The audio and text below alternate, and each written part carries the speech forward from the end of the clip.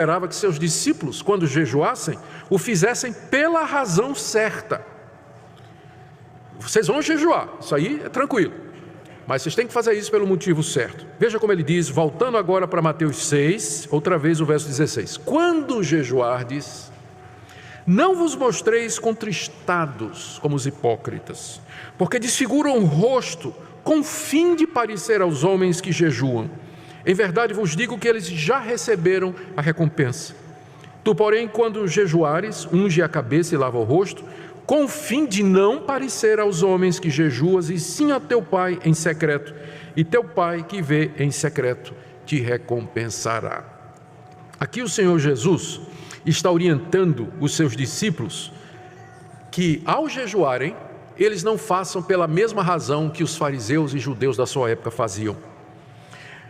Já no Antigo Testamento, os judeus já tinham distorcido o jejum, a ponto de que o profeta Isaías, Deus falando através do profeta Isaías, repreendeu o povo por conta do tipo de jejum que ele fazia. Vamos aí, abra aí Isaías capítulo 58.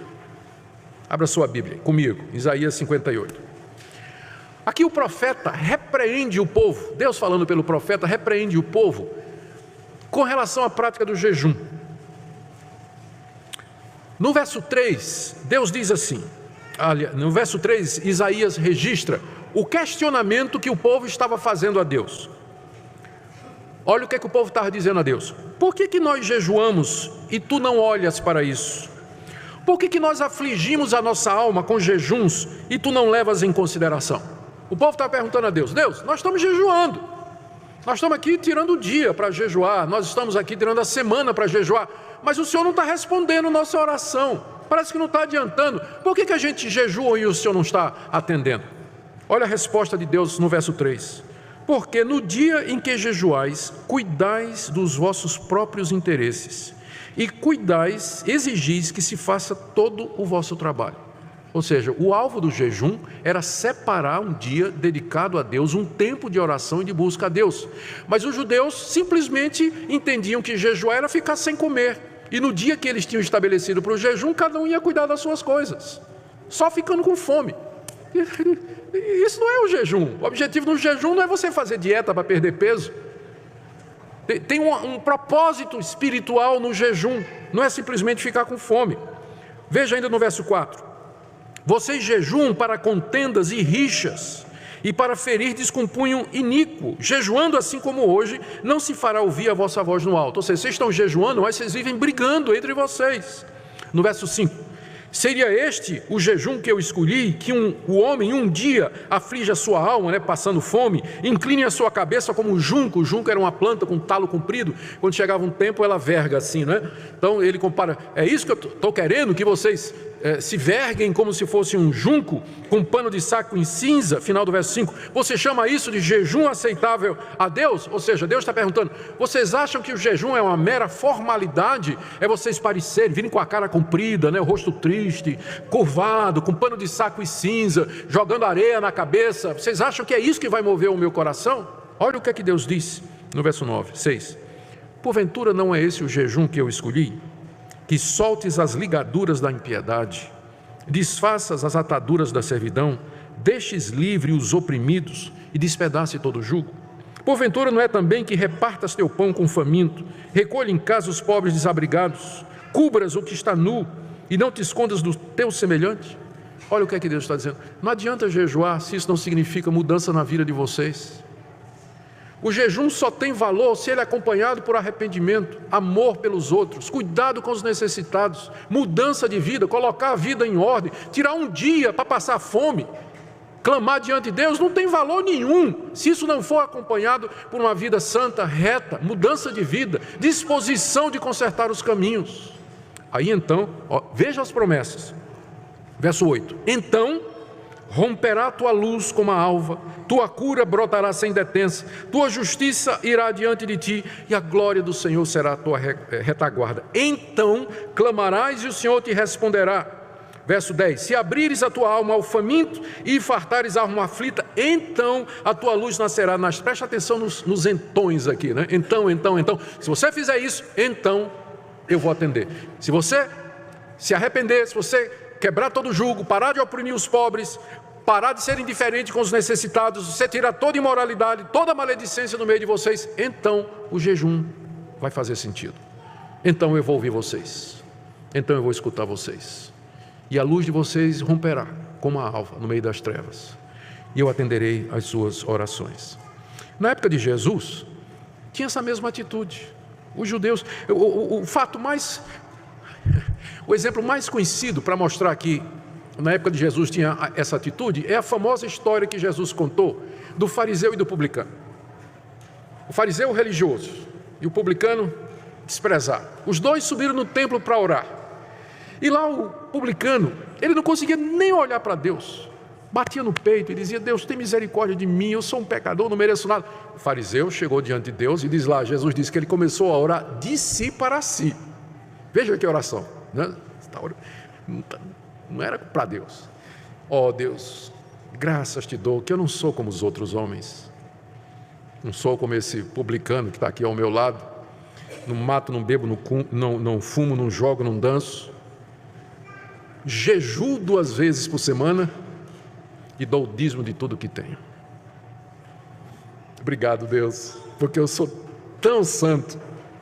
Muito obrigado. Não sou como essa gentalha aqui ao meu lado, mas eu sou espiritual. Eu cumpro o teu querer. Jesus disse que o publicano saiu perdoado por Deus, mas não o fariseu. Essa atitude do fariseu refletia bem a atitude das pessoas na época de Jesus, não todos, é claro, para com o jejum. Era visto como algo meritório, como uma cerimônia religiosa que, se você fizesse, Deus teria a obrigação de lhe atender.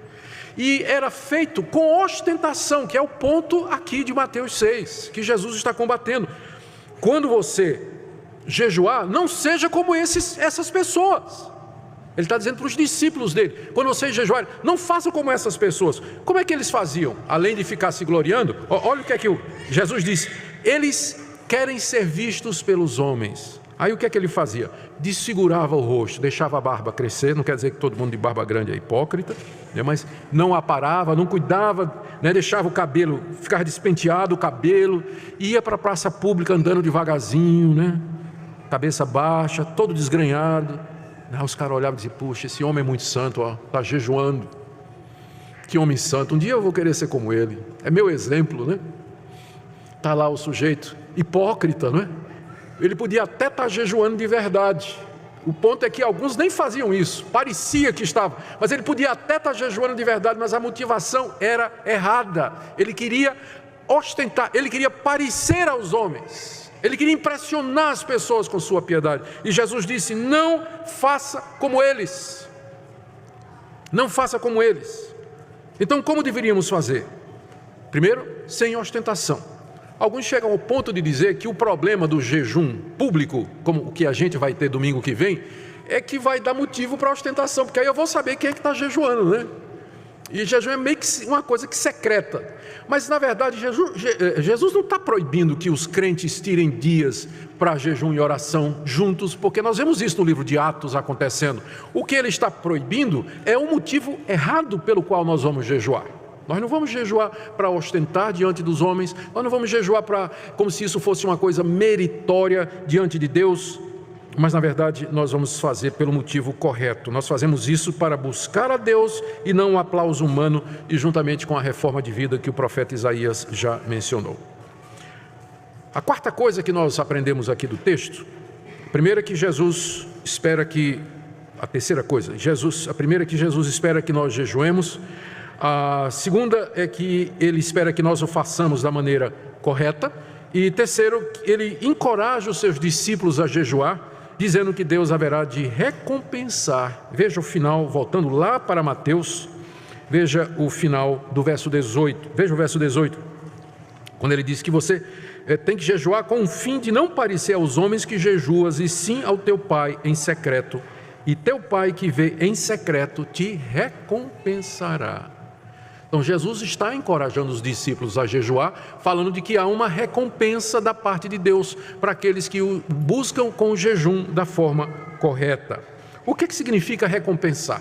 Precisamos ter cuidado aqui para entender o que Jesus está dizendo e não pensarmos que se trata de uma transação com Deus, tipo assim, eu vou jejuar e Deus vai me recompensar, como se o jejum em si fosse meritório. O jejum em si, ele não é meritório. O jejum, na verdade, ele sempre vem associado com a oração na Bíblia e ele é o preparativo para a oração.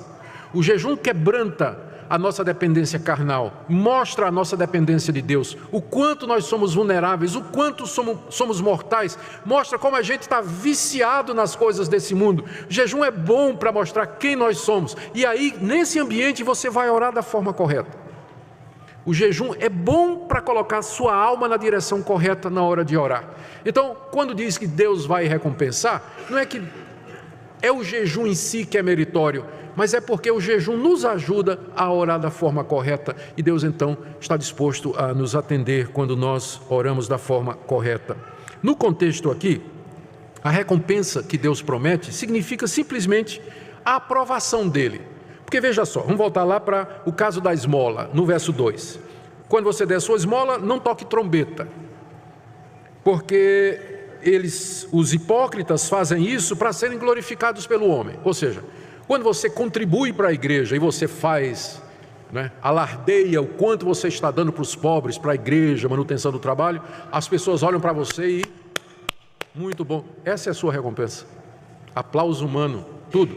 Mas quando você contribui discretamente, não está buscando a glória humana, Deus vai aprovar o que você está fazendo. Deus vai te recompensar, diz Jesus, veja no verso 4, a tua esmola fica em segredo e teu pai que vem em secreto te recompensará. Mesma coisa com relação à oração. Verso 5, quando você orar, não seja como o hipócrita que ora, querendo parecer aos homens que é piedoso, mas se tranque no quarto, final do verso 6, e teu pai que vem em secreto te recompensará. Tá certo? Mesma coisa é o jejum. Se você jejuma para ser visto pelos homens, para se exibir alguma coisa, sua recompensa é essa, o aplauso humano. Mas quando a gente faz pelo motivo certo, na busca de Deus, de coração, então é Deus quem nos recompensa. Nós temos a aprovação dele. Ele se alegra em nós e ele se regozija em nós. Essa é a nossa maior recompensa. Vamos fechar aqui com algumas lições que a gente pode tirar de tudo isso que falamos. Primeiro, jejuar faz parte das disciplinas espirituais que nos ajudam a crescer espiritualmente. Segundo, jejum é mais do que parar de comer ou beber durante um período. Jejuar significa separar um tempo para buscar a Deus em oração, um período de mortificação do nosso corpo e aflição da nossa alma, em que nós nos quebrantamos diante de Deus e clamamos a Ele, confessando os nossos pecados. Terceiro, o jejum, ele tem que ser acompanhado com reforma de vida, com mudança de atitude, com transformação do nosso coração e do nosso comportamento, senão é mais um ritual vazio que nós vamos fazer. Quarto, temos que lembrar que o jejum, ele não é meritório, mas ele serve para nos preparar para orar. Quinto, jejum tem que ser feito de forma discreta, porque o alvo é ter comunhão com Deus e conhecê-lo mais e não parecer aos homens que nós somos espirituais. Sexto, é lícito que a igreja promova dias de jejum e oração, convidando seus membros a participar quando entender que a ocasião assim o demanda. A confissão de fé da nossa igreja, da Igreja Presbiteriana do Brasil, coloca o jejum como sendo um dos elementos extraordinários do culto. Os elementos ordinários são oração, pregação da palavra, cântico e os sacramentos, batismo e ceia. E os extraordinários são ações de graças e jejuns, que devem ser celebrados quando a igreja entender que são convenientes e necessários. Jejum diante da calamidade, ação de graças quando a calamidade passar. É assim que a nossa confissão de fé estabelece, no que é seguida também pelo princípio de liturgia da nossa igreja. Aplicações práticas finalizando. Eu quero trazer aqui então, finalmente, uma palavra para quem nunca jejuou. Fique tranquilo, eu não vou pedir para levantar a mão quem nunca jejuou. Mas eu sei que tem gente aqui que nunca jejuou. Então eu queria encorajar você a experimentar fazer isso. Queria encorajar você a experimentar jejuar. Nós temos uma oportunidade no domingo que vem. É um dia que nós separamos para isso, começando às 9 da manhã e vamos até o final do culto à noite. Os detalhes estão no boletim da nossa igreja, de como deve ser feito. Queria encorajar você a fazer isso, e que você o fizesse com moderação, sem exagero, e que seja um dia em que você separe tempo para buscar ao Senhor, tempo para sondar o seu coração, confessar os seus pecados, orar pela sua vida, tomar propósitos espirituais de mudar o que precisa ser mudado na sua vida. Eu queria encorajar você a tentar fazer isso, pelo menos uma vez na sua vida. Se você gostar, eu encorajo a você repetir e fazer quantas vezes quiser. Mas há esse encorajamento aqui que nós queremos fazer. Segunda palavra é aqueles irmãos que gostariam de jejuar, mas não podem. A gente tem que reconhecer que há pessoas que por questões médicas elas precisam comer regularmente. Não podem ficar muito tempo privadas de alimentação. Nós não queremos colocar um fardo em cima dessas pessoas que são impedidas por questões médicas de jejuar. Mas lembre que o ponto central do jejum não é ficar sem comer, mas é a aflição da alma, é o quebrantamento, é o tempo em oração de busca a Deus. Ou seja, mesmo que você, domingo que vem, você não venha jejuar, porque você não pode, mas mesmo assim você pode se juntar a nós, em oração, em quebrantamento, em súplica diante de Deus. E por último, uma palavra àqueles irmãos que jejuam regularmente ou que de vez em quando têm a prática de jejuar. Eu queria encorajar que continuassem a fazer isso, orando para que Deus nos livre de um sentimento de superioridade espiritual sobre aqueles que não jejuam, e também para que nós tenhamos cuidado para não pensar que o jejum em si é uma prática meritória, lembrando que tudo que somos e temos é somente pela graça de Deus.